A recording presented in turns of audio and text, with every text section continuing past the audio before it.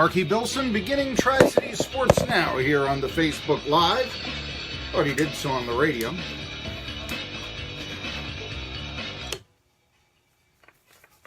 Well, there's so much going on right now, and it's sort of surprising because years ago, February was the slow sports month. That was years ago. Pro football had already decided their champion. Daytona 500 wasn't, it was regional.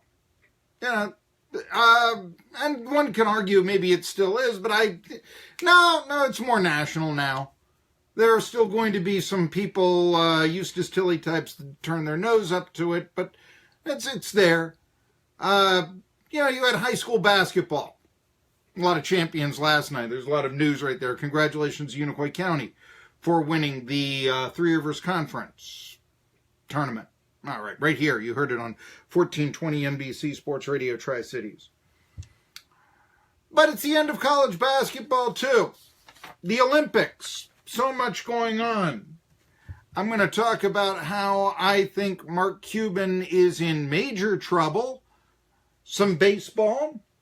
Olympic hockey. I'm the only guy around here who knows how to talk about that, and that's one of the reasons why you listen. And a lot more NASCAR. Denny Hamlin continuing to whine, all this. All right. But the big story last night, locally, was the ETSU game. And we'll talk a little more about college basketball as Tennessee has a big game with Florida. They're actually favored by 3.5 points, despite the way that they've played the last week or so. But you can say the same thing now about ETSU after losing 2 of their last 3. And a surprising loss to the Citadel Bulldogs. But that's one of the reasons why I had Duggar Bocom on this show. Duggar Bocom on this show. Not just because he used to coach at Tusculum, but the man can coach a little. The man knows his strategy, especially defensive strategy. And, I thought because of the style of play the Citadel plays at the start of the year, a lot of computer games, they'd knock off an upper division opponent or two this year. But when Preston Parks left and the Bulldogs began to slow down the tempo, I wasn't quite so sure. Now the Bulldogs have defeated not only Wofford and Furman this month, but ETSU as well. I'm Marky Bilson, by the way, giving you my monologue. For my money, that makes Bocom a pretty decent strategist in basketball, which may not have the strategy of baseball and football, but it's still there. And though the Bulldogs didn't foul as much as I thought they would, in fact, ETSU committed more fouls than Citadel did. Without DeSonta Bradford in the ETSU lineup, Citadel didn't have to. They know how to disrupt three-point shooters as the Bucks started 2 for 13 from beyond the arc in the first half after posting 2 of 13 numbers in Charleston, thus resulting in a 2-point Citadel victory at Freedom Hall, and also a situation where the ETSU Southern Conference Men's Basketball Championship, which seemed theirs for the taking, with a 2-game lead and 3 to play, well, now it's a 1-game lead with 2 to play. And the UNCG schedule is significantly easier than the ETSU schedule is. And if UNCG only gains that 1 game, they'll be the number 1 seed in the Southern Conference tournament. Maybe that's not that big of a deal. Oh, you'll play VMI in the first round, or Samford, or, or perhaps, the way it breaks down, the Citadel, which, although they're going to be one of the bottom 4 seeds in all likelihood, that's a team that I don't think a whole lot of people want to play, and you saw why last night. What I told you would be the deciding factor in the game, if you listened to Tri-City Sports Now yesterday, was free throw shooting. And again, Bilson is the genius. Well, Bo Hodges goes to the line 9 times, only makes 3 of his free throws. He's still the leading scorer in the game for ETSU, but it's his poor shooting from the free throw line that ultimately causes ETSU to lose the game by 2 points, 84-82. That was a key. So not only the defensive scheme of the Citadel knowing just who to leave open and just who to take out from the outside arc, not only was it, something that people have forgotten about last night's ETSU game, Frankie Johnson, the miracle three-pointer that he put up right at the buzzer at the end of the first half. I saw Johnson put that up from, it seemed like, 100 feet away. I know the basketball court is only, 92, 93 feet long or something, but yeah. It seemed like he was going from not downtown, but somewhere in the river.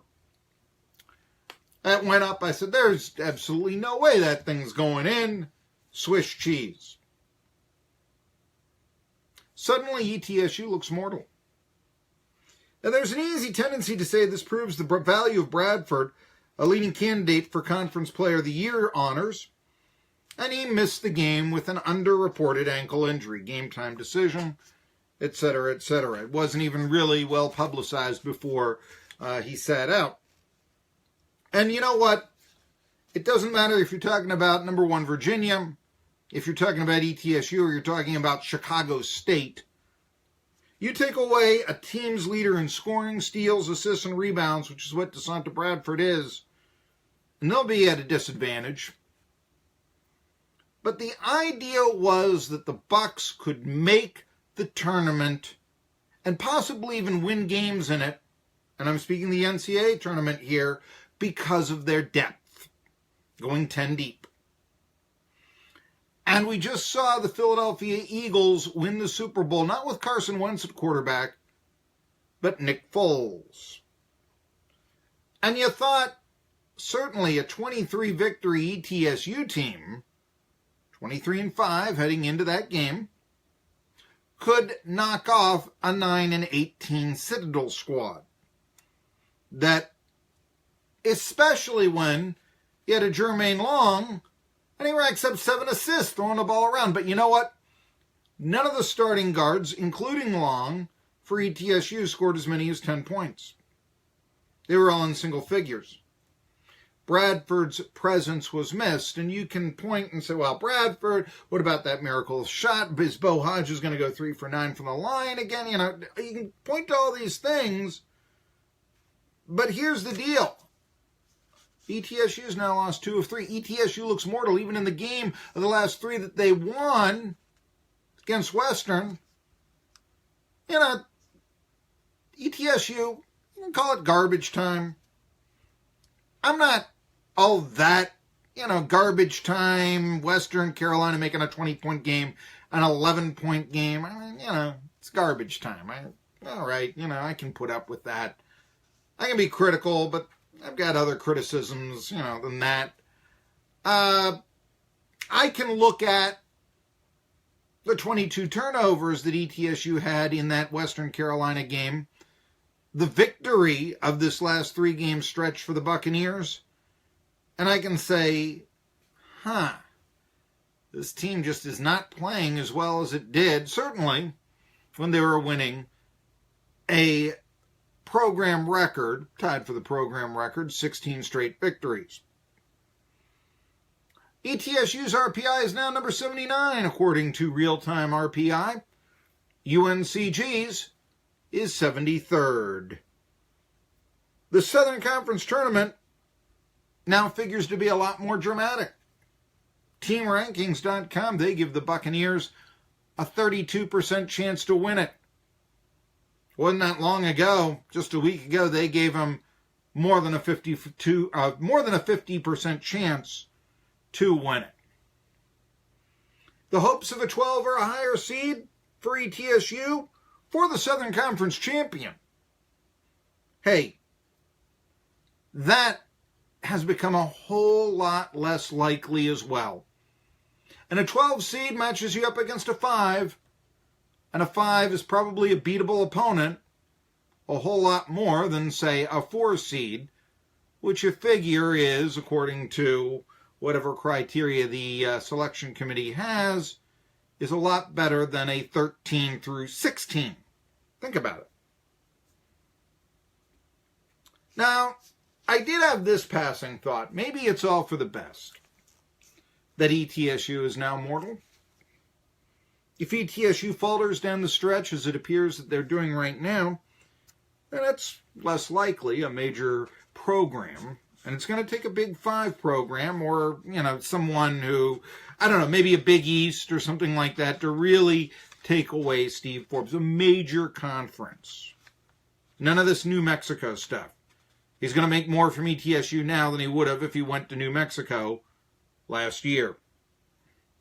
So, it's less likely major programs are going to want to pluck Steve Forbes. Yeah, it's a what have you done for me lately business, this sports stuff. 2 losses at a mid-major that really the major conferences look their noses down at. Well, that doesn't exactly bode well for Forbes getting a job at a major program, especially if ETSU doesn't make the NCAA tournament, which now is on the table. And it seemed like it was just theirs for the taking a week ago. Now, it can be definitely argued that since every coach ETSU has had in the past 30 years has taken the Bucks to the NCAAs, the program is at a level in which they can withstand a coaching departure, and I do think that is the case. Now, the argument is if Forbes could build ETSU into a mid-major power, Gonzaga, Creighton, Butler. I guess Butler isn't so mid-major anymore. They're in the Big East, which is still pretty prestigious for basketball. But let's not overstate last night's loss. I do want to say it, is it the end of the world or the end of the season? No, it's not good though. That's why Steve Forbes is saying it's the worst loss he's ever had at ETSU. I was surprised by that. I might have thought that the Northern Kentucky game or the Villanova game 2 years ago in which ETSU lost by 30, but I guess ETSU found a way to rebound from those. And for that matter, blowing the 22-point lead at Xavier this year, which I would have also thought would have been the worst loss. You win that game, maybe even still now you're talking about ETSU as a possible at-large berth. Not with a loss, though. Not at all. And what the Citadel game became is that it showed, as I said before, ETSU is now mortal. It casts questions upon the season, this loss does. But again, let's not overstate it. The idea of ETSU becoming a nationally ranked program in the future is more likely with Forbes at the helm than an unknown coach.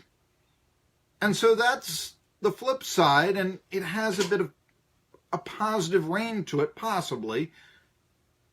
Lose now to win later? And I've talked about Forbes, his age, his show cause, all that. The longer he stays at ETSU, the longer the chances are that he will stay at ETSU. Does that make sense to you? In other words, I'm saying next month Forbes will be 53. There aren't that many major coaching jobs that go to coaches of that age. There are some, but usually they have much more of a track record to go to that major conference. And now ETSU is paying Forbes enough that it's going to take one of those programs to pluck him away if they want him. And every year it becomes less likely. Again, that's why we had Craig Meyer on. If you want to go into our 1420 NBC Sports Radio archives, you can read you can listen to the interview I did with Craig Meyer, who reported that in this century, and actually a year before, in the major programs in college basketball, of 189 coaching changes, only 17 have gone to coaches who are 55 and older. Last 10 years, only 4 more have gone to coaches 53 and older. So a Forbes departure, although it could happen, don't get me wrong, it's not as likely as I read some people, some of the defeatists of ETSU say, oh, he's automatically gone. That's not reading the tea leaves as well as you could. It could happen. There are going to be programs, it'll be looking at it, maybe a lot. But again, and I think Forbes is, going to be next month, he'll be 53 going on 35. I mean, I give you that. But yeah, I mean, there are some reasons why, especially with the contract extension signed 2 days ago, he would stay. And if he stays, then the chances of ETSU becoming that mid-major power as they once were, dare I say a nationally ranked program, they do improve. So lose now to win later, don't make the NCAAs, stumble down the stretch. Yeah, it sounds like a risky and unsatisfying strategy, but in a weird way, it might be in ETSU's best interests. But you know that old adage that I talk about college basketball? How the regular season really doesn't mean a whole lot. It's just really for tournament seeding. Well, the final 2 games on ETSU's slate, they just got a lot more interesting. Ultimately, yeah, I guess it's all about seeding. Hey, if, and this is the record right now, Samford and Chattanooga, they come into Greensboro to play the Spartans, and both those teams have 9-20 records and are at the bottom of the SoCon standings. Meanwhile, Wofford and Furman, both of them, are competing for a 3 seed in the SoCon standings, and Wofford and Furman come in with 19-10 and 20-9 records.